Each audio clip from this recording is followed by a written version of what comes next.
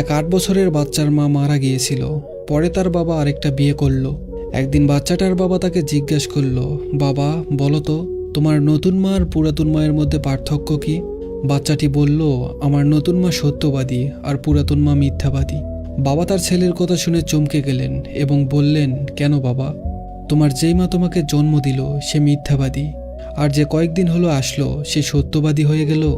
বাচ্চাটি বলল, আমি যখন সারাদিন খুব দুষ্টামি করতাম তখন আমার মা আমাকে বলতো, তুই যদি এমন দুষ্টামি করতে থাকিস তাহলে তোর খাওয়া দাওয়া বন্ধ করে দিব। তারপর সারাদিন যখন আমাকে খুঁজে পেত না তখন সারা গ্রাম খুঁজে আমাকে ধরে এনে নিজের পাশে বসিয়ে নিজের হাতে খাইয়ে দিত। আর আমার নতুন মা বলে, তুই যদি এমন দুষ্টামি করিস তাহলে তোর খাওয়া দাওয়া বন্ধ করে দিব। সত্যি সত্যি আজ 3 দিন যাবৎ আমাকে কোনো খাবার দেওয়া হয়নি। সত্যি নিজের মায়ের মতো মা পৃথিবীতে আর কেউ হতে পারে না।